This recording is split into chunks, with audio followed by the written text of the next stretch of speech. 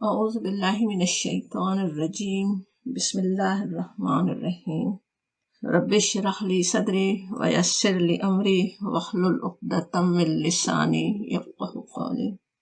سورہ قصص کا ہم مطالعہ کر رہے تھے۔ قیامت کے دن مجرمین کے انجام کی تفصیل کے بعد ایک آیت میں بتایا گیا کہ مفلحین یعنی فلاح پانے والے کامیاب لوگ کون ہوں گے۔ پھر آیت 68 میں شرک کی تردید کے لیے ہمارے رب کا تعارف تھا کہ وہی ہے جو چاہے پیدا کرتا ہے، جسے چاہے برگزیدہ کرتا ہے۔ گویا خلق کی کوئی خوبی ان کی اپنی نہیں ہے، اللہ کے عطا کرنے سے ملی ہے۔ آگے بھی رب ہی کا تعارف چل رہا ہے۔ دیکھیے آیت 69 وَرَبُّكَ اور تیرا رب، آپ کا رب واحد کے صیغے میں جس طرح ہے نا، کہا کہ مانے تو، آپ، تم، نبی صلی اللہ علیہ وسلم سے ویسے تو خطاب ہوتا کہ آپ کا رب، نبی صلی اللہ علیہ وسلم کا اعزاز کہ اللہ تعالیٰ اپنا تعلق آپ صلی اللہ علیہ وسلم سے جوڑے۔ لیکن جب ہم اس آیت کو پڑھ رہے ہوں اپنے لیے بھی ہم سمجھ سکتے ہیں، اپنے آپ کو بھی، کہ اللہ تعالیٰ ہم سے فرما رہا ہے تمہارا رب یعلم جانتا ہے، ما جو تکنو وہ چھپاتے ہیں، صدورہم ان کے سینے۔ تکنو ویسے مؤنث میں ہے تو صدر کی طرف نسبت ہوگی کہ ان کے جو سینے چھپاتے ہیں، ان کے سینوں میں جو کچھ چھپا ہوا ہے۔ وما اور جو یعلنون وہ ظاہر کرتے ہیں، جو وہ ظاہر کرتے ہیں وہ سب کچھ یعلم اللہ تعالیٰ جانتا ہے، اللہ تعالیٰ کو پتہ ہے، اللہ تعالیٰ کے علم میں ہے وہ سب کچھ۔ پیچھے ہم نے دیکھا اللہ تعالیٰ کا جو تعارف چل رہا تھا کہ اللہ تعالیٰ ہی ہے جسے چاہے پیدا کرے، جسے چاہے برگزیدہ کرے، آیت 68 میں۔ اب آگے بھی وہی بات چل رہی ہے کہ آپ کا رب ہے کیسا، اپنے رب کی پہچان، اللہ تعالیٰ کی معرفت، اپنے خالق کی صفات کا علم ہی انسان کو انسان بنانے والی چیز ہے۔ اپنے رب ہی کو نہ جانتے ہو، رب ہے کون، کیسا ہے، کیا اس کی صفات ہیں، تو ظاہر ہے پھر انسان خود اپنے آپ کو بھی نہیں جان سکتا پوری طرح، خود بھی پھر غلطیاں کرتا ہے۔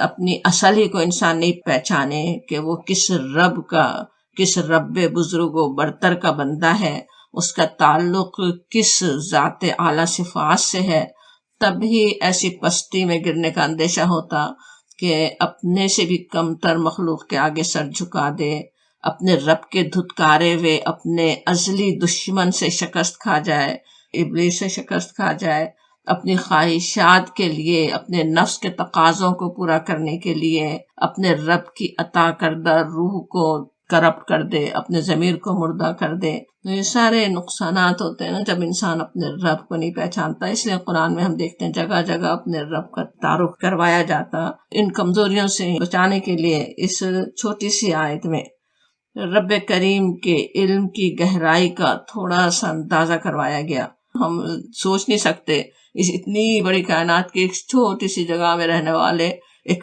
مینڈک کے کنویں کی مثال یاد آتی کہ ہم کیا سمجھ سکتے ہیں، کیا جان سکتے ہیں، ہمارے رب کے علم کی کیا وسعت ہے۔ لیکن قرآن کی آیات سے کچھ تھوڑا سا اندازہ ہوتا۔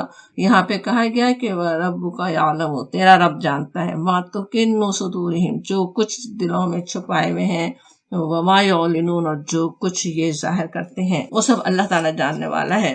انسانوں کے سامنے ظاہر ہے انسانی زبان میں ہی اللہ تعالیٰ کا تعارف ہو سکتا ہے۔ ہم سے بات اللہ تعالیٰ جب فرمائے، جب کلام کرے تو ہماری زبان میں جتنا ہم جانتے ہیں اسی لحاظ سے بات ہوگی نا۔ اللہ تعالیٰ کے لیے جب علم رکھنے، جاننے، دیکھنے، سننے کے بارے میں بتایا جائے تو ہماری محدود عقل اس کا پورا احاطہ نہیں کر پاتی۔ اللہ تعالیٰ کے علم کی وسعت کا اندازہ کرنا آسان بھی نہیں ہے۔ قرآن کی آیات کے ذریعے ہی ہم کچھ جان سکتے ہیں۔ یہاں کہا جا رہا ہے کہ تیرا رب جانتا ہے جو کچھ دلوں میں چھپائے ہوئے، جو کچھ ظاہر کرتے ہیں۔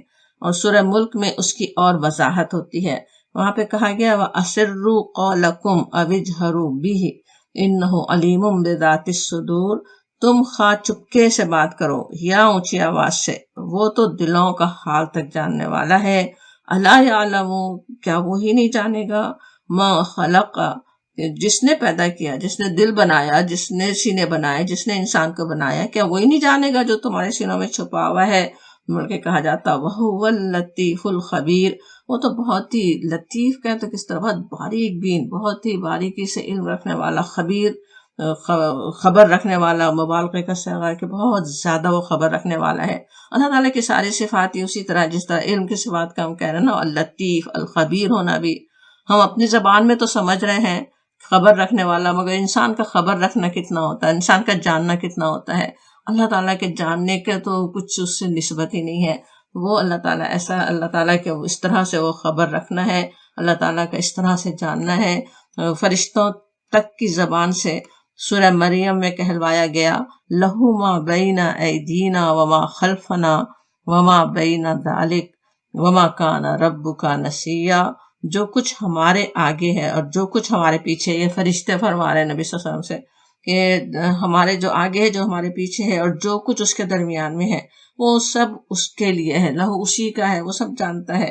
اور یہ کہ ہمارا رب بھولنے والا نہیں ہے۔ سورہ طٰہٰ میں کہا گیا، وَإِن تَجْهَرْ بِالْقَوْلِ، تم اپنی بات چاہے پکار کر کہو، فَإِنَّهُ يَعْلَمُ السِّرَّ وَأَخْفَى، وہ تو چپکے سے کہی بھی بات، بلکہ اس سے مخفی تر بات، اخفا آ رہا ہے نا وہاں پہ، زیادہ چھپی ہوئی بات، اس کو بھی اللہ تعالیٰ جانتا ہے، کہا جا رہا ہے۔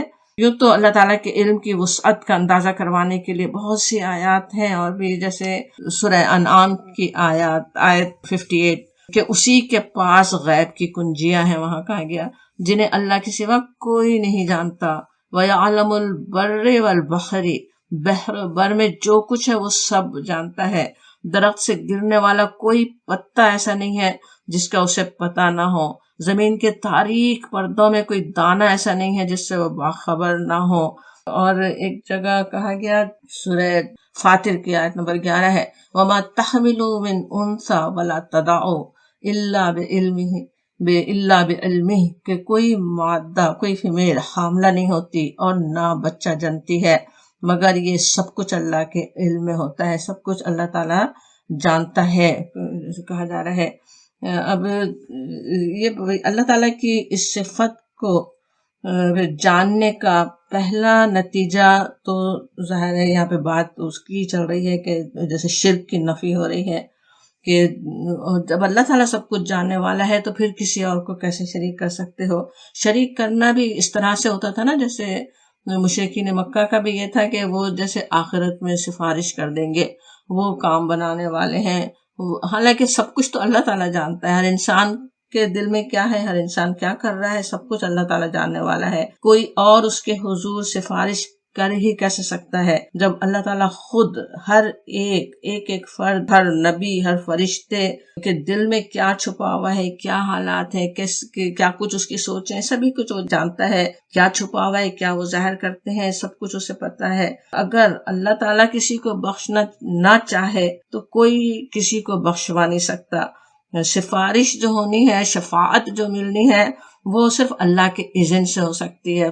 آیت الکرسی میں ہم پڑھتے ہی ہیں کہ جس کو اللہ تعالیٰ اجازت دے دے وہ شفاعت کر سکتا ہے۔ نبی صلی اللہ علیہ وسلم شفاعت کریں گے، شفاعت اپنے امت کی فرمائیں گے، لیکن اس طرح جس کے لیے اللہ نے اجازت دی ہو۔ اللہ تعالیٰ اعزاز دے گا، نبی صلی اللہ علیہ وسلم کو بھی اعزاز دے گا، امت کو بھی اعزاز دے گا کہ ان کی اس طرح سے بخشش ہو جائے۔ لیکن ایسا نہیں ہے کہ گناہوں کی چھٹی، سرکشی کی چھٹی ہو اور کوئی ساری زندگی سرکشی کرتا رہے اور سمجھے کہ وہاں کوئی ضروری بخشوا دے گا، اس طرح نہیں ہے۔ اور پھر اپنے رب کی اس صفت کو جاننے کا اور بھی کیا ہم پہ اثر ہونا چاہیے۔ جیسے شرک کی ہم نے بات کی، ظاہر ہے الحمدللہ بتوں کو شریک کرنے سے بچے ہوئے ہیں ہم، اور بھی کوئی بڑے شرک نہ بھی کرتے ہوں، لیکن وہ شرک جس کا مرتکب ہر کوئی ہو ہی سکتا ہے، اللہ تعالیٰ اس سے اپنی پناہ میں ہمیں لے لے اور ہر غلطی کو معاف بھی فرمائے۔ ایسا نہ ہو کہ لوگوں کے سامنے تو بہت ہی نیک نظر آ رہے ہوں اور جب لوگ نہ دیکھ رہے ہوں تو اس وقت نیکی نہ ہو سکے، دل میں جتنا تقویٰ نہیں ہے اس تقویٰ کا اظہار اس سے زیادہ ہو رہا ہو، کوئی دیکھنے والا نہ ہو، کوئی ہماری نیکی کی قدر نہ کر رہا ہو تو نیکی کرنا ہی مشکل ہو جائے، نیکی چھوڑ بیٹھیں، تو یہ سب اسی وقت ہو سکتا ہے نا جب یہ اللہ تعالیٰ کی صفت ذہن میں نہیں ہے۔ اللہ تعالیٰ سب کچھ جاننے والا ہے، پھر اللہ تعالیٰ کی یہ صفت اگر ہمیں ہمیشہ یاد ہو تو سمجھ میں آتا ہے کہ کس طرح ہمیں اپنے دل میں چھپی ہوئی نیتیں، خیالات، بغض و کینہ، چالاکیاں، حسد اور کیا کچھ دل میں آ سکتا ہے. ہر گندگی سے اپنے سینے کو کس طرح صاف کرنے کی ضرورت ہے. اللہ تعالیٰ اس دل میں ہے، اللہ تعالیٰ اس دل کو جانتا ہے. جب دل میں ہو تو اکثر ہمارے عمل سے بھی ظاہر ہو ہی جاتی ہیں چیزیں، پتہ ہی چل جاتا ہے. اس سینے کو صاف کر لیں تو کتنے ہی اعمال صحیح ہو جائیں، کتنے اعمال ٹھیک ہو جائیں. بخشش کی امید، جنتی ہونے کی خوشخبری نبی صلی اللہ علیہ وسلم نے دی، جو سب کو معاف کر دے، جس کے دل میں کسی کے لیے کوئی کپٹ ہی نہ ہو، کوئی بغض ہی نہ ہو. اور پھر یہ کہ جنت کا راستہ آسان ہی ہو جائے. ذرا سوچیں دل کے اندر کتنی ایسی باتیں ہو سکتی ہیں کہ اپنے ہی عزیز و محبوب لوگوں کے بھی علم میں انسان نہ لانا چاہیں، اور اگر علم میں آ جائے تو عزت اور قدر ہی باقی نہ رہے ایسے شخص کی. یہ دنیا میں تو کر لیتا ہے انسان، چھپا لے، انسانوں سے چھپا لے، اگر کہیں انہیں پتہ چلا تو کیا کچھ ہو جائے. لیکن اللہ رب العالمین تو بہرحال جانتا ہے. اس سے انسان کیسے بے پرواہ ہو سکتا ہے؟ اپنے اللہ کے خاطر اس دل کو صاف رکھنے کی ضرورت ہے. اس دل سے ہر بغض، ہر طرح کی دل کی بیماریاں ہیں، ان کا خود علاج کرنے کی ضرورت ہے، خود اپنے آپ کو اس سے بچانے کی ضرورت ہے. یہ آیت اس طرف ہمیں توجہ دلاتی ہے. اور پھر اللہ تعالیٰ ہی کی اور تعریف بیان ہو رہی ہے. دیکھیے آیت 70 وَهُوَ اللَّهُ، اور وہ اللہ ہے، لا الہ، نہیں الہ، نہیں معبود، الا ہوا، مگر وہ صرف وہی معبود ہے، اس کے سوا کوئی معبود نہیں کہا جاتا. لہ الحمد، تعریف ہے اس کی. لہ الحمد جس طرح کہا جا رہا ہے تو جیسے اسی کی تعریف ہے، حمد اسی کے لیے ہے. فی الاولی والآخرہ، اولا یعنی یہاں پہ دنیا کو کہا جا رہا ہے، اول بھی اور آخر بھی ویسے تو ترجمہ کر سکتے ہیں. اولا سے مراد دنیا، اور آخرت تو جانتے ہیں، اور آخرت میں. وَلَهُ الْحُکْمُ، اور اسی کا حکم ہے. وَإِلَيْهِ تُرْجَعُونَ، اور اسی کی طرف تم لوٹائے جاؤ گے، اسی کی طرف تم پلٹائے جانے والے ہو. الہ کے مفہوم پر ہم اپنی کلاسوں میں بہت بات کرتے رہے ہیں. یاد کیجئے جب الہ کا لفظ سب سے زیادہ ہم اپنے کلمے میں ہی پڑھتے ہیں، لا الہ الا اللہ. جب ہم یہ کہہ رہے ہوں لا الہ الا اللہ تو اس کا کیا مطلب ہے؟ کہ وہی ہماری ساری عبادتوں اور اطاعتوں کا مستحق ہے. اللہ تعالیٰ ہی، اللہ کے سوا کوئی نہیں ہے. اسی کے آگے جھکنا روا ہے، اسی کا قانون، اس کا حکم ہی ہم پر، پوری کائنات پر چل رہا ہے اور چلنا چاہیے. یہ ہم کہہ رہے ہیں کہ اس کے سوا کوئی الہ نہیں. انگلش کا لفظ ساورین بھی بہت الہ کے معنی سمجھا سکتا، کہ پوری دنیا کا اصل حاکم وہ ہے. اسی کے حکم سب کو ماننے کی ضرورت ہے، اس کے ہی حکم، اس کی اطاعت ہی میں سب کو ہونا چاہیے، اس کے حکم پہ ہی سب کو چلنا چاہیے. اور پھر جو کہا جاتا ہے لہ الحمد، اس کے لیے حمد ہے. حمد کے معنی بھی ہم کافی تفصیل سے سمجھتے رہے ہیں، سب کے ذہن میں بھی ہوں گے، یاد دہانی پھر کر لیں. حمد کے لفظ میں تعریف اور شکر دونوں شامل ہوتے ہیں، تعریف بھی اور شکر بھی. حمد وہ خوبصورت لفظ ہے جس سے قرآن کی ابتدا ہوتی ہے. اور حمد کا لفظ تو جیسے خاص اللہ کی ہی تعریف کے لیے ہے. عربی میں بھی، اردو میں بھی دوسرے الفاظ بھی ہیں تعریف کے لیے. اکثر ہم ترجمے میں تعریف ایسے کہتے ہیں نا، لیکن تعریف کے لیے عربی میں مدح کا لفظ ہے، اردو میں بھی ہم مدح کرنا کہتے ہیں نا. ثنا کا بھی ہمیں پتہ ہے تعریف کے لیے. لیکن ہم جو ہے ایک تو کہ اس میں شکر شامل ہے، اور پھر تعریف بھی جیسی تعریف اللہ کی ہونی چاہیے وہ حمد کے لفظ سے سمجھ میں آتی ہے، مدح سے یا ثنا سے نہیں سمجھ میں آتی. تعریف کا سوچیں کئی طرح سے ہو بھی سکتی ہے نا. کسی اور کی جب تعریف کر رہے ہوں، اللہ کے سوا جب کسی کی تعریف کریں، سمجھے چیزوں کی بھی ایک خوبصورت شاندار محل ہے، اس کی جیسے تعمیری خواص کی تعریف تو ہم کر سکتے ہیں کہ کیا شاندار بنا ہوا ہے. آج کل مسجدیں لوگ ایک سے ایک خوبصورت بناتے ہیں، انہیں کو دیکھ کر اس کی ہم تعریف کر رہے ہوں. اگرچہ جیسے محل کی تعریف کر رہے ہوں تو وہ محل کا مالک جو ہے اس کے ظلم سے چاہے دنیا نالا ہو. اسی طرح کسی کی آواز کی خوبصورتی ہو رہی، بہترین گانا آتا ہے، بہترین طریقے سے وہ گا سکتے ہیں، لیکن گانے کے الفاظ انتہائی ناپسندیدہ ہیں. یہ بھی ہو سکتا ہے کہ جس ہستی کی تعریف کر رہے ہوں اس سے ہمارا اپنا کوئی تعلق نہیں ہے، ہم اس کے شکر گزار بھی نہیں ہو سکتے، بلکہ وہ ہر پہلو سے تعریف کے قابل بھی نہیں ہے، لیکن تعریف ہو سکتی. اور اسی طرح سے شکر بھی ہم ایسے لوگوں کا بھی کر سکتے ہیں جو حقیقتاً تعریف کے قابل نہیں ہوں. جیسے ماں باپ کا شکر کرنا واجب ہے، اب وہ خواہ ابراہیم علیہ السلام کے باپ کی طرح اللہ کا دشمن ہی ہو، لیکن شکر ماں باپ کی حیثیت سے تو ان کا کرنا ہی ہے. اسی لیے اللہ کے لیے حمد کا لفظ آتا ہے، بالکل پرفیکٹ لفظ، کہ وہ اسی کی حمد ہے، بلکہ اسی کی ہے. اور جیسے کہ اوپر کی آیات میں ہم نے سمجھا کہ اس کی خلق کی بھی جو کچھ تعریف ہے اسی تک پہنچتی ہے. خواہ ہم فلک بوس پہاڑوں کی تعریف کر رہے ہوں، ستاروں سے بھرے ہوئے آسمان کی تعریف کر رہے ہوں، یا یہ کہ کسی مخلوق کی تعریف کر رہے ہوں، وہ سب کیا ہے؟ وہ اللہ تعالیٰ تک ہی پہنچ رہی ہے. اور دنیا میں تو بالکل جھوٹی تعریفیں بھی ہو سکتی ہیں، مبالغہ آرائی ہو، یا کسی سے کوئی مقصد براری کے لیے، کوئی مقصد حاصل کرنے کے لیے تعریفوں کے پل باندھے جا سکتے. لیکن اللہ تعالیٰ کی تعریف میں ایسی کوئی گنجائش ہی نہیں ہے. یہ تو ہو سکتا ہے کہ ہم اس کی تعریف کا پورا حق ادا نہ کر سکیں، لیکن تعریف میں مبالغے کی گنجائش نہیں ہے. وہ خود اتنے مبالغے کے ساتھ تعریف کے قابل ہے کہ اور کیا مبالغہ ہو سکتا ہے نا. جتنی بھی اس کی تعریف یا شکر کریں وہ اس سے زیادہ حمد کا قابل ہے. الحمدللہ کہنے میں یہ مفہوم بھی ہے کہ کوئی اس کی حمد کرے یا نہ کرے، وہ خود ہی الحمید اللہ تعالیٰ کا نام ہے، اسی لیے کہ وہ ہے خود ہی تعریف کے قابل ہے. ہر کمزوری، ہر نقص سے بالا تر، اس کی ہر خوبی اپنے کمال پر پہنچی ہوئی ہے. اور پھر یہ بھی اسی کا کرم ہے کہ ہمیں اس نے اپنی تعریف کے لیے بہترین کلمہ سکھا دیا، الحمدللہ کا کلمہ. اور یہاں پہ کہا جاتا وَلَهُ الْحَمْدُ فِي الْأُولَى وَالْآخِرَةِ، اس دنیا میں بھی اور آخرت میں بھی اس کی تعریف ہے. اللہ کے سوا ہر شے کی تعریف اور شکر ہے بھی کس قدر عارضی، بالکل ٹیمپرری.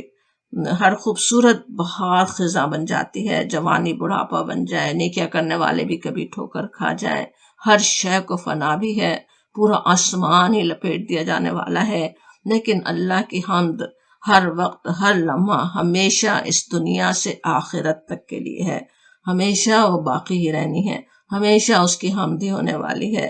اس دنیا کا بھی ہر ذرہ زبان حال سے اس کی حمد کے ترانے گا رہا ہے، اور آخرت میں بھی اللہ کے نیک بندوں کی تو زبان پر پکار ہی اس کی ہوگی. سورہ یونس میں ایمان اور عمل صالح کرنے والوں کا انجام بتانے کے بعد کہا جاتا وَآخِرُ دَعْوَاهُمْ أَنِ الْحَمْدُ لِلَّهِ رَبِّ الْعَالَمِينَ، کہ ان کا آخری کلمہ یا یہ کہ ہر بات کا خاتمہ الحمدللہ رب العالمین پر ہوگا. ظاہر ہے یہ وہی لوگ ہوں گے جو دنیا میں بھی اس کی حمد کرنے والے تھے، اس کی تعریف بیان کرنے والے تھے، اس کی تسبیح کرنے والے تھے. اور پھر کہا جاتا وَلَهُ الْحُكْمُ وَإِلَيْهِ تُرْجَعُونَ، کہ اسی کا حکم ہے اور اسی کی طرف پلٹائے جانے والے ہیں. انسانوں کی ایک کمزوری یہ ہوتی ہے کہ اگر کوئی صرف مہربانیاں ہی کرنے والا ہو تو پھر اس کے مقابلے میں منمانی کرنے لگتے ہیں. ٹیچر کی طرف سے سختی نہیں ہو رہی ہے تو کلاس میں ڈسپلن ہی نہ رہ سکے. ماں باپ اگر ڈسپلن نہ کریں، اپنے رول گھر پر نافذ نہ کریں، بچے سر پر چڑھ جائیں، گھر کا نظام ہی بگڑ جائے. بات سختی نہ کرے تو امپلائی اپنا کام ہی پورا نہ کرے. اسی لیے جہاں رب کریم کے کرم، اس کی رحمتوں کا تعارف کروایا جاتا، ساتھ ہی بتا دیا جاتا کہ تمہاری ذمہ داری کیا ہے. اس کے حضور تمہیں پہنچنا ہوگا، حساب کتاب دینا ہوگا، اپنے ہر عمل کی جواب دہی کرنی ہوگی. سورہ فاتحہ میں جس طرح الحمدللہ رب العالمین الرحمن الرحیم کے بعد ہی مالک یوم الدین آتا ہے، یاد دلا دیا جاتا کہ اللہ تعالیٰ یوم الدین کا مالک ہے، اللہ تعالیٰ جزا سزا کے دن کا مالک ہے. اسی طرح یہاں پہ کہا جا رہا ہے وَلَهُ الْحُكْمُ، اسی کا حکم ہے، وہی سب کا اصل حاکم ہے، اسی کی طرف پلٹ کر جانا ہے. اگر آج اس کے حکم کی خلاف ورزی کرو، اس کی نعمتوں سے فائدہ تو خوب اٹھاؤ اور اس کا شکر نہ کرو، تو جانا تو اسی کے پاس ہے، حاضر تو اسی کے پاس ہونا ہے. آگے پھر اس کی خلق، اس کی رحمتوں کی اور نشانیوں پر غور کرنے کی توجہ دلائی جاتی. یہ جو تعریف کہا گیا کہ لہ الحمد، کہ وہی اسی کے لیے حمد ہے، اس کی تعریف، اس کی حمد کی مثال جیسے ایک طرح سے آ رہی ہے. بتایا جاتا ہے کہ وہ ہے کیسا، کس طرح سے اس کی رحمتیں اور کرم اپنے بندوں پر ہے. کہا گیا، دیکھیے آیت 71، قل کہہ دو ارأیتم، ارأیتا کیا ہوتا ہے؟ رأیت الذی یکذب بالدین، یاد ہوگی سورہ ماؤن. آج جو ہے وہ سوال کے لیے ہوتا ہے نا، کیا رأیتا دیکھا تم نے، کیا دیکھا تم نے، تم کہیں تو جمع کے صیغے میں آ رہا ہے، ارأیتم کیا تم نے دیکھا، ان اگر، ان جعل اللہ اگر اللہ بنا دے، علیکم، علیکم کیا ہے، اللہ اور کم کے معنی تم پر، تو سب سے خطاب ہو رہا ہے، انسانوں کو یاد دہانی ہو رہی ہے، انسانوں سے کہا جا رہا ہے، سوچو، مجھ سے، آپ سے، ہر ایک کو کہا جا رہا ہے کہ علیکم اللیلہ، اگر اللہ تعالیٰ بنا دے تم پر رات، سرمدہ، سرمدہ کے معنی ہوتے ہیں ہمیشہ، دائمی، ہمیشہ کے لیے رہ جائے، ہمیشہ قائم رہنے والا ہو، کہ وہ ہمیشہ اگر ان پہ چھائی رہے، رات اگر تم پر چھائی رہے قیامت کے دن تک، یعنی دوبارہ سورج ہی نہ نکلے، رات ہی رات قائم ہو جائے، من جیسے کہا جا رہا ہے، کون ہے، الہ غیر اللہ، کون الہ ہے سوائے اللہ کے، کوئی اور معبود ہے جو یأتیکم بدیاء، جو لا دے تمہارے لیے روشنی، جو کوئی اور الہ، کوئی اور ہستی ایسی ہے اللہ کے سوا جو روشنی لے آئے واپس، اللہ تعالیٰ اگر رات بنا دے، بالکل ہمیشہ کے لیے رات ہی رہ جائے، سورج نکلے ہی نہیں، افلا کیا پس نہیں، تسمعون تم سنتے، کیا تم سنتے نہیں ہو، کیا تم سن نہیں رہے ہو، سمجھتے نہیں ہو، اللہ تعالیٰ نے جو سمع و بصر کی صلاحیت دی، اس کے ساتھ انسان کے بہترین دماغ بھی دیا نا، دماغ جو ہے، برین جو ہے، وہ کتنی بڑی اللہ کی نعمت ہے، حیران کن نعمت ہے، جیسے انسان اس کو ابھی تک اس کے بارے میں جاننے کی کوشش ہی کرتے رہتے ہیں کہ کس طرح وہ کام کرتا ہے، وہ دماغ اللہ نے دیا، اتنی بڑی نعمت دی، اس کے ذریعے تم سمجھتے نہیں ہو، سنائی کچھ نہیں دے رہا، کچھ دیکھتے نہیں ہو، اگر یہ رات اگر ہمیشہ چھا جائے تو کیا ہوگا تمہارے لیے۔ اسی طرح کی پھر یہ دوسری آیت بھی ہے جس کو ساتھ ہی ہم پڑھ لیں تو پھر پوری بات سمجھ میں آئے، وہاں پہ وہ بھی اسی طرح شروع ہوتی ہے، قل کہہ دو، اب یہ جیسے نبی صلی اللہ علیہ وسلم سے کہا جا رہا، یا کوئی بھی اصلاح کرنے والا، ہدایت کرنے والا لوگوں کو یاد دلائے، کہے، ارأیتم کیا دیکھا نہیں تم نے، ایک تو سوال سے جب بات شروع ہو تو کس طرح ہوتا، اور قرآن میں کئی جگہ اس طرح سے سوال سے بات شروع ہوتی، وہ کیا ہوتا ہے، سوچنے، غور کرنے کی دعوت دینے کے لیے، یا ہم سمجھ سکتے ہیں کوئی جواب نہیں مانگا جا رہا ہے سوال کا، بلکہ سوچنے کی دعوت ہے، اور سوالات اکثر ہوتا ہی ہے نا کہ انسان کے ذہن کو جگانے والے ہوتے ہیں، انسان سوچنے پہ مجبور ہوتا ہے، اسی طرح کا یہ سوال ہے، بلکہ اس طرح کا سوال ہے جس کا جواب مخاطب جانتا ہی ہے، پہلے سے انسان کو پتہ ہی ہے، لیکن پوائنٹ بنانے کے لیے اسے یاد دلایا جاتا، کہ کوئی بات سمجھانے کے لیے اسے یاد دلانے کے لیے سوال کیا جاتا،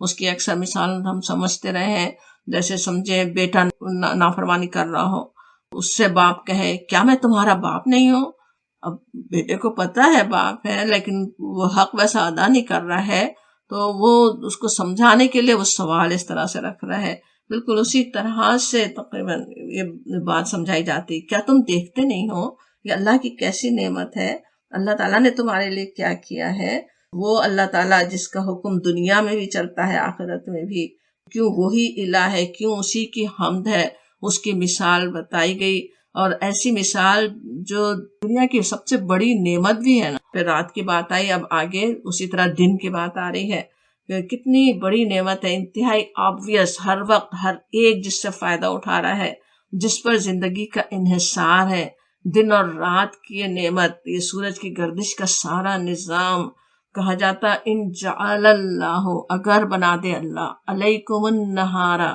تم پر دن، سرمدن ہمیشہ کے لیے، اگر دن ہی دن ہو جائے، سورج سارا وقت سر پہ چمکتا رہے، الہ یوم القیامتی دن، قیامت کے دن تک، من الہ غیر اللہ کون معبود ہے، کون الہ ہے اللہ کے سوا، یأتیکم لا دے تم کو، بلیل رات، تسکنون فی کہ تم اس میں سکون حاصل کرو، اگر کون لا سکتا ہے پھر، اگر اللہ تعالیٰ سورج کو ہی چمکا دے، سورج کو ٹھہرا دے، زمین رک جائے، گھومے نہیں، تو سوچیں کہ کون ہے جو آئے گا رات کو، افلا تبصرون کیا پس نہیں تم دیکھتے، کیا تم دیکھتے نہیں ہو، قرآن میں جگہ جگہ ویسے مختلف الفاظ میں اس دن اور رات کی نشانی کی طرف اشارے کیے گئے، بہت کچھ اس میں نشانیاں ہیں، بہت کچھ انسان سوچ سکتا ہے، اس کے ذریعے اپنے رب کو پہچان سکتا ہے، رب کی قدرتوں کو جان سکتا ہے، اس وجہ سے وہ بار بار آتی ہے۔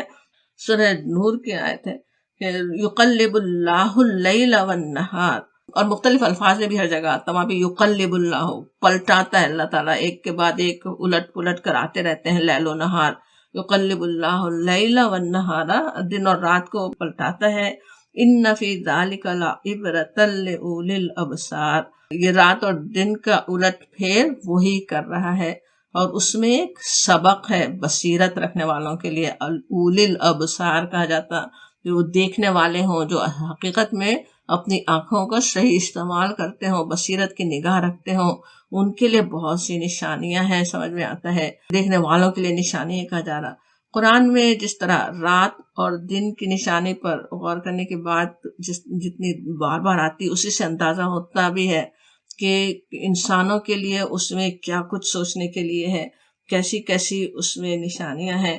ان آیات میں، ان دونوں آیات میں، ایک تو مشرکین عرب کے لیے ہم سوچیں میسج، ان کے لیے پیغام، شرک کی تردید ہو رہی ہے کہ یہ سب کچھ جب اللہ تعالیٰ کرنے والا ہے تو بتوں کے آگے جھکنے کی کیا حاجت ہے. اور پھر انسانوں کو ان کی سرکشی پر بھی متنبع کرنے والی آیات ہیں ایک طرح سے، کہ انسان ہے کس قدر عاجز اور بے بس، کچھ تو اس کے بس میں نہیں ہے. اور بھی ویسے تو بے بسی کی بے حساب چیزیں ہیں جو انسان سوچ سکتا ہے، لیکن رات اور دن، جس سے دن اور رات فائدہ اٹھا رہا ہے، جس دن اور رات ہی ہم اس کو کہتے ہیں کہ دن اور رات ہمیشہ ہمیشہ فائدہ اٹھا رہا ہے، ہر وقت فائدہ اٹھا رہا ہے، اسی دن اور رات پہ غور نہ کرے کہ وہ کیا اللہ نے اس کے ذریعے مجھ پہ رحمتیں کی ہیں، کیا کچھ میں اس سے فائدہ اٹھا رہا ہوں، اور وہ چھین لے تو میں کچھ کر نہیں سکتا.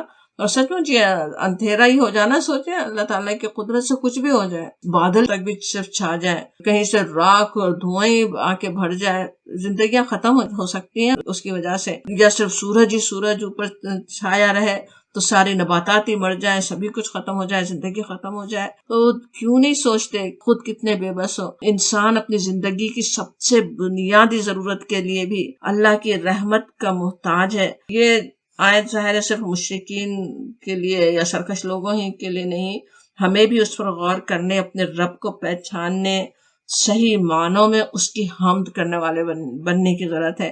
یہ آیت ہی پڑھیں تو جیسے صحیح معنوں میں دل سے اللہ تعالیٰ کی حمد کر سکیں. ذرا سوچیں اگر ہم ساری رات سفر کر کے کہیں پہنچے ہوں، یا خدا نخواستہ کسی بیماری میں یا بیمار کے لیے پوری رات ایمرجنسی میں گزار کر گھر آئے ہوں، اور کوئی خیال کرنے والے ہمارے لیے کمرے میں اندھیرا کر کے سارے گھر والوں کو خاموش کروا کے ہمارے لیے سکون کے ساتھ سونے کا انتظام کر دیں، تو بہترین نیند لے کر اٹھنے کے بعد آپ یا میں اس قدر خیال کرنے والوں کے کیسے شکر گزار ہو سکتے ہیں.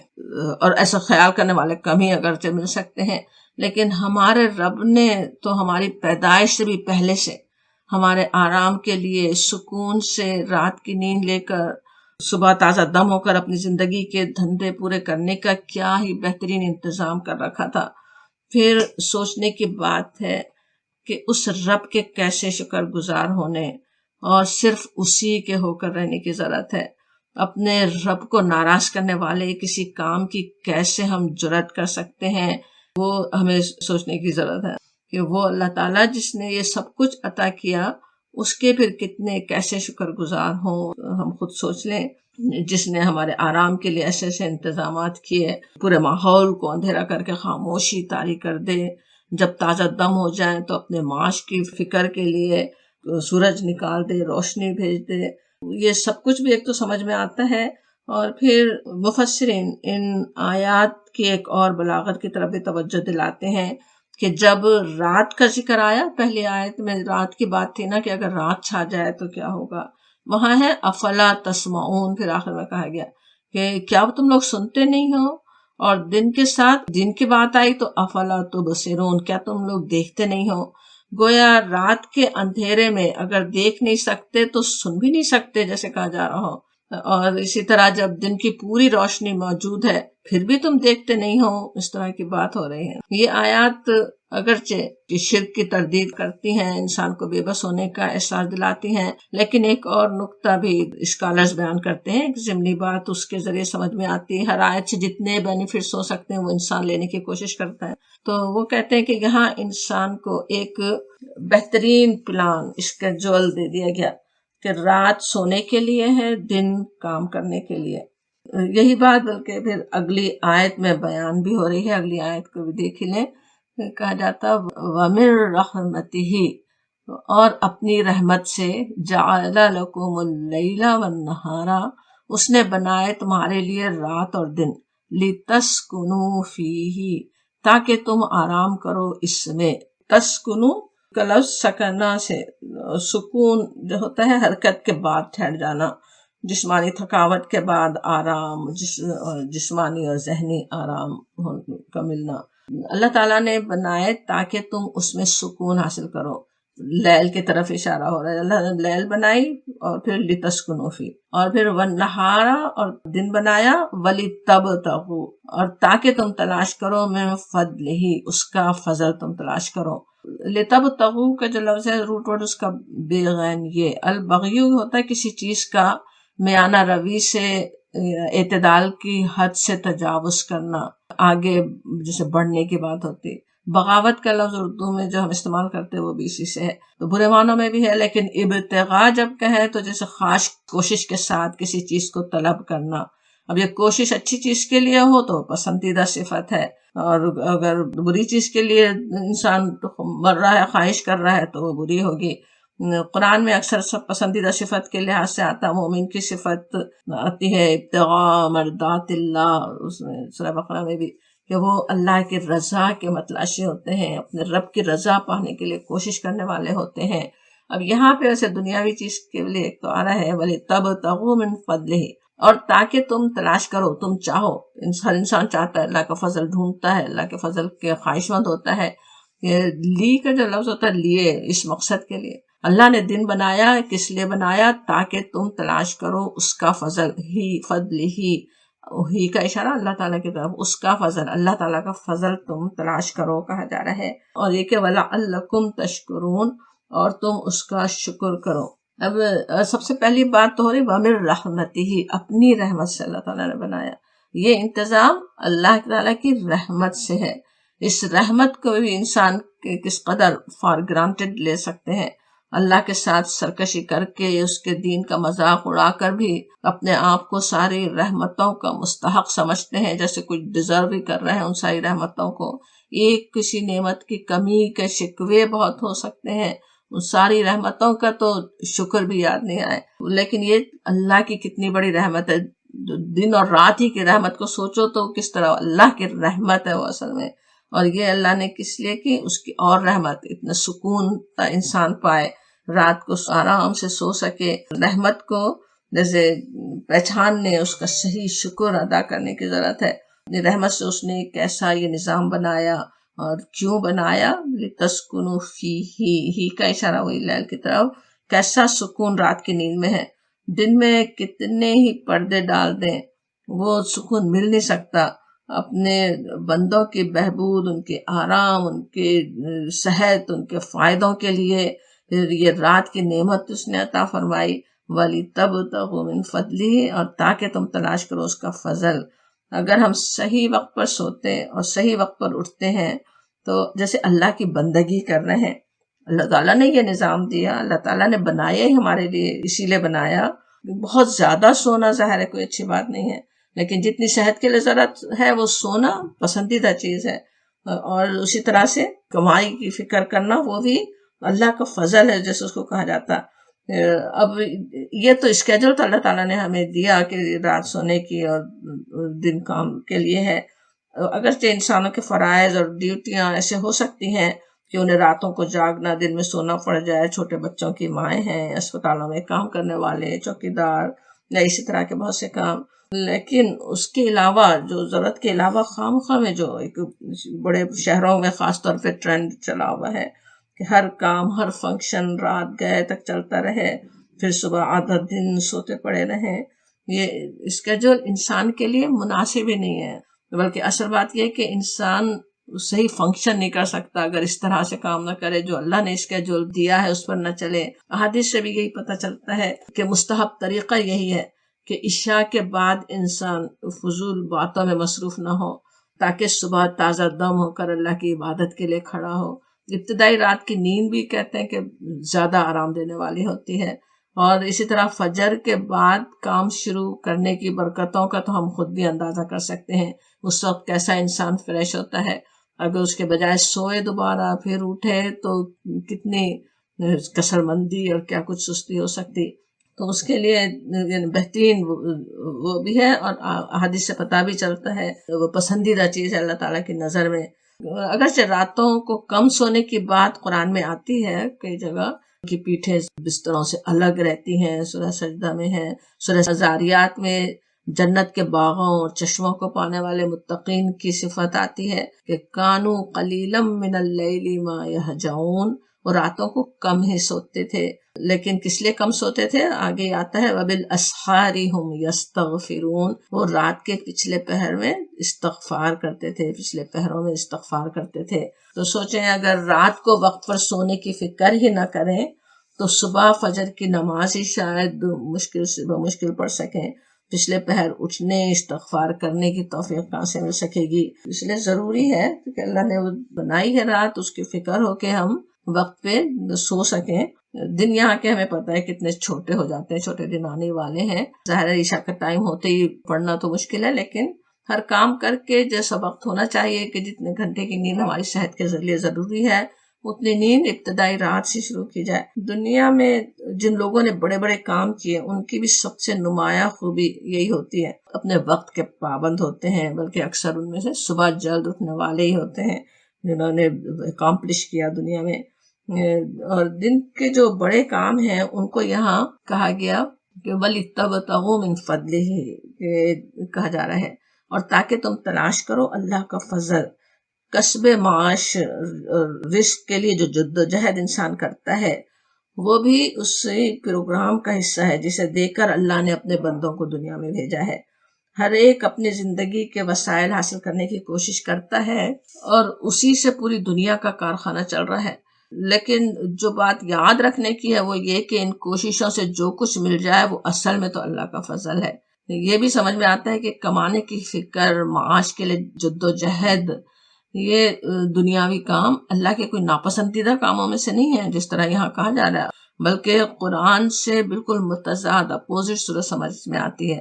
اسے اللہ کا فضل کہنا ہی اس کام کو کیسا بڑا درجہ دے دیتا ہے۔ کمانے کے لیے نکل رہا ہے انسان، معاش کی فکر میں نکل رہا ہے، لیکن اصل کیا ہے؟ اللہ کے فضل کو تلاش کر رہا ہے۔ دوسری جگہ بھی قرآن میں اکثر جگہ اسے اسی طرح کہا گیا کہ اللہ کا فضل تلاش کر سکتے ہو، اس کی اجازت ہے، جیسے حج پہ بھی جاؤ تو اس کی اجازت دی گئی کہ تم اللہ کا فضل تلاش کر سکتے ہو۔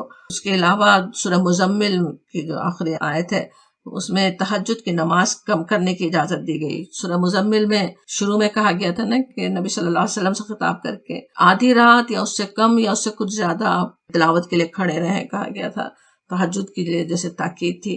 تو آپ صلی اللہ علیہ وسلم اور آپ کے صحابہ کرام کرتے رہے سالہ سال وہ اس پر عمل، اور پھر اس آخری آیت میں اس میں کمی کی اجازت دی گئی۔ تو وہاں پہ کہا گیا کہ اللہ تعالیٰ جانتا ہے تم میں کچھ مریض ہوں گے، کچھ دوسرے اللہ کے فضل کی خاطر سفر کرتے ہوں گے، کہا گیا، اور کچھ لوگ اللہ کے راستے میں قتال کرتے ہیں۔ گویا قتال اور تہجد سے بڑھ کر بات ہو رہی ہے اللہ کے فضل کی، کہ وہ جیسے وہ زیادہ اہم ہو۔ اسی وجہ سے بلکہ حضرت عمر رضی اللہ عنہ کے بارے میں آتا بھی ہے، فرماتے تھے کہ میں اگر شہید نہ کیا جاؤں تو ایسی حالت میں موت آئے جب میں معاش کی فکر میں نکلا ہوا ہوں۔ تو یعنی وہ بھی اللہ کے پسندیدہ کاموں میں سے ہی ہے کہ انسان کمائے، اللہ کے فضل کو تلاش کرے، ظاہر اسی سے پوری دنیا بھی چل رہی ہے، اللہ کے فضل کو تلاش کرے تو اس کے ذریعے بھی اور کیا کچھ وہ نیکیاں کما سکتا ہے۔ اور پھر کہا گیا کہ یہ سب اللہ نے بنائے، لیل و نہار بنائے تاکہ تم سکون حاصل کرو، تم اس کے فضل کو تلاش کرو، اور پھر کہا جاتا وَلَعَلَّكُمْ تَشْكُرُونَ، اور تاکہ تم شکر کرو، تم شکر گزار بنو۔ اللہ کے اس فضل، اس کی رحمتوں، اس کی عطا پر شکر ادا کرنے کی ضرورت ہے۔ شکر کا حق کیسے ادا ہو سکتا ہے، یہ ہمارے سوچنے کی بات ہے۔ اللہ کے فضل کی تلاش، اس کے شکر کی بات کے فوراً بعد ہی پھر شکر کی بات آنا، پہلے فضل کی بات پھر شکر کی بات، تو کس طرح سمجھ میں آتا ہے نا کہ ایک تو یہ کہ سب سے بڑا شکر، اور شکر ہم کیسے کریں، ایک تو یہ کہ فضل پہ شکر کرنا ضروری ہے، سمجھ میں آ رہا ہے، تاکہ تم شکر کرو. سب کچھ اللہ نے دیا تاکہ ہم شکر گزار بنے. اور سب سے بڑا شکر تو اللہ پر ایمان لانا ہے، اور پھر یہ کہ ہر نعمت کے لیے دل ہمارا شکر سے لبریز ہو، زبان پر اپنے رب کی حمد ہو، اور عملاً شکر کرنے والے ہو. عملاً شکر کرنا کیا ہوتا ہے کہ اللہ کی دی ہوئی ہر نعمت کو اس کی رضا کے مطابق استعمال کرنے والے ہوں، اسی طرح سے استعمال کرتے ہوں، تو وہ سب سے بڑا شکر ہے. یعنی اللہ کے شکر کرنے کا طریقہ ہے، عملی شکر کرنے کی بات ہے. اب اللہ کی نعمتوں سے فیضیاب ہوتے ہوئے جو اللہ کے ساتھ شرک کرنے والے ہوں، ان کا انجام پھر آخرت میں کیا ہوگا اس کی طرف آگے اشارہ کیا جاتا.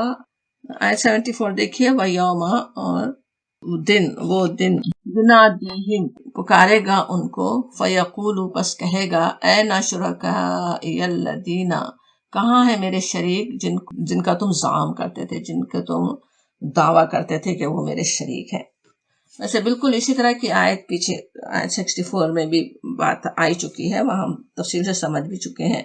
وہاں پہ بھی کہا گیا تھا نا کہ پھر ان سے کہا جائے گا کہ پکارو اب اپنے ٹھہرائے ہوئے شریکوں کو، یہ انہیں پکاریں گے مگر وہ کوئی ان کا وہ جواب نہیں دیں گے، اور یہ لوگ عذاب دیکھ لیں گے. اب یہاں پہ یہ بات آ رہی ہے، لیکن اس لیے آ رہی ہے دوبارہ سے کہ وہی بات کہی جا رہی کہ انہیں کہا جائے گا کہ بلاؤ اپنے شرکا کو. کہ اگلی آیت میں اصل بات ہے کہ وَنَزَعْنَا، اور ہم نکالیں گے. نزع کا لفظ ہوتا ہے جیسے کھینچنا، نکالنا، کسی چیز کو اس کی جگہ سے نکالنا. نزع کا عالم ہم کہتے ہیں روح کو جسم میں ہے اس کو نکالا جا رہا ہے. وَنَزَعْنَا، ہم نکالیں گے، مِن کُلِّ امتٍ، ہر امت میں سے، شہیداً، گواہ. فَقُلْنَا، پھر ہم کہیں گے، ہاتھو، پیش کرو، برہانکم، اپنی دلیل. فَعَلِمُوا، پس جان لیا انہوں نے، أَنَّ الْحَقَّ لِلَّهِ، یہ کہ بے شک حق ہے اللہ کے لیے. وَضَلَّ عَنْهُمْ، گم ہو گیا ان سے، مَا كَانُوا يَفْتَرُونَ، جو تھے وہ افترا کرتے. افترا کا لفظ بھی یاد ہوگا، کئی دفعہ پڑھ چکے ہیں. فیرے، یہ اس کا روٹ ورڈ، جھوٹ باندھنا، بگاڑ پیدا کرنا، اس کے معنی ہوتے. افترا کہے تو بالکل ایک غلط بات کی کوئی حقیقت نہیں ہے وہ انسان کہے. تو جو کچھ وہ جھوٹ بناتے تھے وہ سامنے آ جائے گا. قیامت کے دن کس طرح حجت تمام ہو جائے گی، ہر ایک کو اس کا جرم کھول کھول کر بتا دیا جائے گا، وہ یہاں پہ اصل میں بتایا جا رہا ہے. ایک تو جن کو وہ شریک کرتے تھے وہ بتا دیا گیا صاف صاف، بلا کے دیکھو اگر وہ مدد کرتے ہو کہاں ہیں وہ. اور پھر ان پر حجت پوری کرنے کے لیے ہر امت میں سے ایک شہید ہم نکال لائیں گے. اب یہ شہید کے معنی گواہ کے بھی ہوتے ہیں، اور اس سے یہاں پہ مراد ہے کہ ہر امت کی ہدایت کے لیے جو رسول بھیجے گئے تھے، رسول، نبی یا انبیاء کے پیرووں میں سے کوئی ہدایت یافتہ جس نے اس امت میں حق کی تبلیغ، اللہ کے بندوں تک حق پہنچانے کا فریضہ انجام دیا ہو. بلکہ کوئی ایسا ذریعہ بھی ہو سکتا ہے جس کے ذریعے اس امت تک حق کا پیغام پہنچا ہو. انہیں شہید اس لیے کہا گیا کہ انہوں نے اللہ کے دین کی گواہی اپنی اپنی امتوں پر اس دنیا میں بھی دی، اور آخرت میں بھی وہ گواہی دیں گے کہ میں نے تو اللہ کا دین ٹھیک ٹھیک ان تک پہنچا دیا تھا. اکثر قومیں اللہ کے دین میں بگاڑ پیدا کر کے طرح طرح کی شرک شامل کرنے کے بعد بھی اسے اللہ کے دین کی طرف منسوب کرتے ہیں. کہ جیسے مشرکین مکہ کا بھی دعویٰ تھا کہ وہ دین ابراہیمی پر قائم ہے، حالانکہ اتنے شرک کر رہے تھے. ابراہیم علیہ السلام بتوں کو توڑنے والے، ان بتوں کو رکھ کے وہ دین ابراہیمی پر قائم ہے کا دعویٰ تھا. آج عیسائیوں کے دین کی حضرت عیسیٰ علیہ السلام کے لائے ہوئے دین سے کیا نسبت ہے؟ وہاں انہی میں مبعوث کیے جانے والے انبیاء جن کے نام پر وہ دنیا میں شرک کرتے رہے، ظلم و فساد پھیلاتے رہے، وہ خود گواہی کے لیے موجود ہوں گے کہ ہم نے تو پوری بات پہنچا دی تھی، سمجھا دی تھی. اس کے بعد جو مجرم ان کی زندگی میں ان کی مخالفتیں کرتے رہے وہ اپنا عذاب دیکھیں گے، جنہوں نے بعد میں دین بگاڑے وہ اپنا. قیامت کے دن اللہ کے رسولوں کی یہ گواہی کیسی ہوگی؟ سورہ مائدہ کی آیت 116-117 میں اس کا ایک نقشہ دکھایا گیا، بلکہ وہاں بات آیت 109 سے شروع ہوتی ہے، 109 سے، جو ہم نے اپنی پچھلی کلاس میں یاد بھی کی تھی کہ اس روز اللہ تعالیٰ سب رسولوں کو جمع کر کے پوچھے گا کہ تمہیں کیا جواب دیا گیا، ماذا اجبتم، کہا پوچھا جائے گا. اور پھر آگے چل کے کہا جاتا ہے کہ عیسیٰ علیہ السلام کو ساری نعمتیں یاد دلانے کے بعد اللہ تعالیٰ فرمائے گا یا عیسی ابن مریم، کیا کہ اے عیسی ابن مریم، کیا تو نے لوگوں سے کہا تھا کہ اللہ کو چھوڑ کر مجھے اور میری ماں کو الہ بنا لو؟ عیسیٰ علیہ السلام فرمائیں گے سبحانک، یعنی سبحان اللہ، میرا یہ کام نہ تھا کہ میں وہ بات کہتا جس کا کہنے کا مجھے حق نہ تھا۔ اور پھر اور اللہ کی تعریف حضرت عیسیٰ علیہ السلام بیان فرمائیں گے، اور اپنی بے علمی کا اظہار کرنے کے بعد فرماتے ہیں کہ میں نے ان سے اس کے سوا کچھ نہیں کہا جس کا آپ نے حکم دیا تھا، یہ کہ اللہ کی بندگی کرو جو میرا رب بھی ہے اور تمہارا رب بھی۔ اور وہ وہاں پہ حضرت عیسیٰ علیہ السلام کی بات اس تفصیل سے بتائی گئی سورہ مائدہ میں، اور بالکل یہی بات ہر رسول ہر نبی کی ہوگی، وہ اپنے امت کو صاف صاف بتا دیں گے، ان پہ حجت پوری ہو جائے گی۔ اللہ تعالیٰ نے تو ویسے بھی اپنی نشانیاں دنیا میں اتنی رکھی تھی، ویسے ہی بندوں کو پکڑ سکتا تھا، لیکن اس کے علاوہ بھی اللہ تعالیٰ نے اپنے انبیاء کو بھیج کر کس طرح انتظام کیا، کتنے بہترین طریقے سے انہوں نے دین کو سمجھانے کا حق ادا کیا، سال ہر سال ایک ہی بات بار بار بار بار سمجھاتے رہے، کچھ ان پہ زور نہیں ڈالا، زبردستی نہیں کی، لیکن سمجھانے کا کام میں کوئی کمی نہیں کی، پوری طرح وہ سمجھاتے رہے۔ اب وہاں پھر وہ گواہی دے دیں گے کہ ہم نے تو بات پوری پہنچا دی تھی، ہم نے تو کہہ دیا تھا، اور وہاں پھر جب حجت پوری ہو جائے تو پھر ظاہر ہے اس کا پھر کیا انجام ہو سکتا ہے۔ لیکن اب یہاں جب یہ آیت پڑھ رہے ہوں تو ساتھ ہی ہمیں بھی اپنے آپ کو جو بات یاد دلاتے رہنے کی ضرورت ہے کہ ہم اس امت سے تعلق رکھتے ہیں جسے لوگوں پر گواہ بنایا گیا۔ قرآن میں کتنی جگہ یہ بات آتی ہے نا، شہداء علی الناس، تم امت وسط ہو جس کو لوگوں پہ گواہ بنانے کے لیے اٹھایا گیا۔ کہیں سورہ حج کی آخری آیات میں ہے لیکون الرسول شہیداً علیکم، تاکہ رسول تم پر گواہ ہو، وتکونوا شہداء علی الناس، اور تم لوگوں پر گواہ ہو۔ اسی طرح کی آیت سورہ بقرہ میں بھی ہے، لوگوں پر تم گواہ ہو۔ تو سوچیں ہم کس امت کے فرد ہیں جس کو گواہ بننا ہے، دنیا میں گواہی دینی ہے، دنیا میں دین پہنچانا ہے، اور آخرت میں گواہی دینی ہے۔ اب یہ دین کا پورا پیغام دنیا تک پہنچانے کی ذمہ داری تو ایک جماعت، مختلف گروہ بھی کر رہے ہوں تو فرض کفایہ ادا ہو سکتا ہے، کہ ظاہر ہے ہر ایک فرد کی وہ صلاحیت نہیں ہوتی، ہر ایک فرد پورا دین ہر ایک کو نہیں پہنچا سکتا، لیکن اپنے کردار سے گواہی ہم میں سے ہر ایک ہر وقت بہرحال دے رہا ہے کہ اسلام کیسا ہے، اسلام کیا ہے، اللہ کی بندگی کیسی ہوتی ہے، اسلام کیسے انسان بناتا ہے، وہ گواہی ہر وقت ہو رہی ہے۔ ہم گھر میں بھی ہیں، ہمارے بچے دیکھ رہے ہیں ہم کیسے مسلمان ہیں، اسلام ہوتا کیا ہے، ہم کس طرح جھوٹ سے بچتے ہیں، کیا ہم سچ بولنے والے ہیں، کیسے ہم دیانت دار ہیں، ہم کس طرح اللہ سے تقوی رکھتے ہیں، اور کہیں جاب کر رہے ہیں وہاں گواہی ہو رہی ہے کہ ہم کتنے دیانت دار ہیں، ہم کتنے کیا ہمیں خوبیاں ہیں بہترین اخلاق کی، وہ ساری گواہی تو ہر وقت ہو رہی ہے۔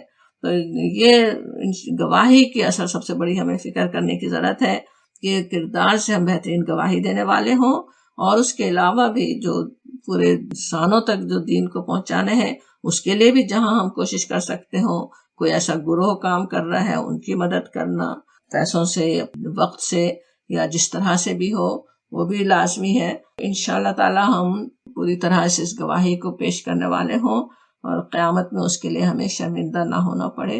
اللہم حاسبنا حسابا یسیرا، اللہم حاسبنا حسابا یسیرا، آمین یا رب العالمین، وآخر دعوانا الحمدللہ رب العالمین۔